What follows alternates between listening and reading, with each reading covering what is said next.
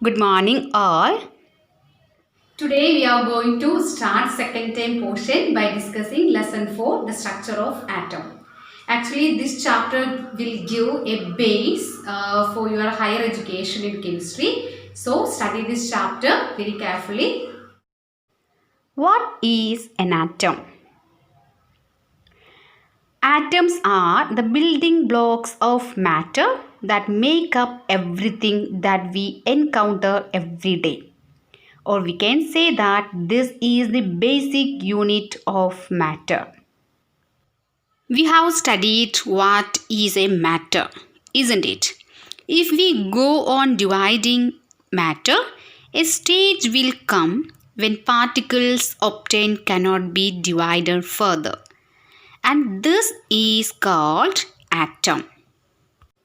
Or we can say that atoms are the smallest individual part of an element.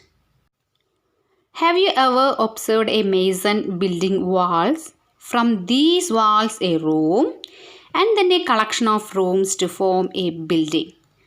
Here, what is the building block of the huge building? What about the building block of an ant hill?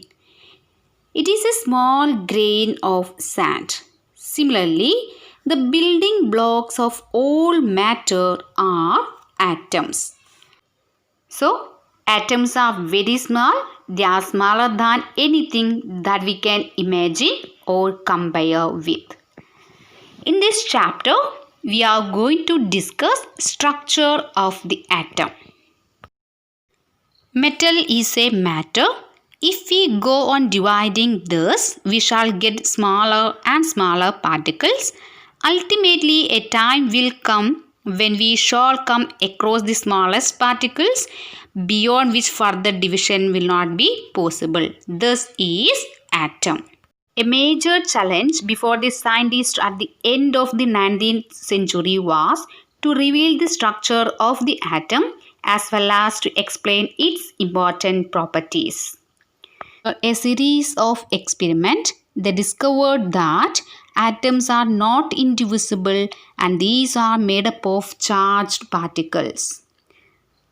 So, to know the structure of atom, it is necessary to understand the properties of charged particles. In 1886, E. Goldstein discovered the presence of new radiations in a gas discharge and called them canal rays. And these canal rays were positively charged radiations which ultimately led to the discovery of another subatomic particle, proton, denoted by P+. In 1900, J.J. Thomson identified another subatomic particle and it is known as electron. Electron is negatively charged particle. The mass of proton is approximately 2000 times as that of electron. The mass of a proton is taken as 1 unit and its charge is +1. And mass of an electron is 0.0005 and charge is -1. So we can conclude that atom contains same number of protons and electrons.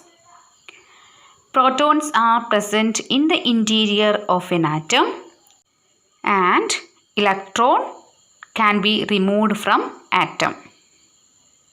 Now the big question was what sort of structure did these particles of the atom form? So we have to study 3 structures in this chapter: Thomson's model, Rutherford's model and Bohr's model. Let us discuss the model of atoms one by one in our coming classes. Okay dears, thank you.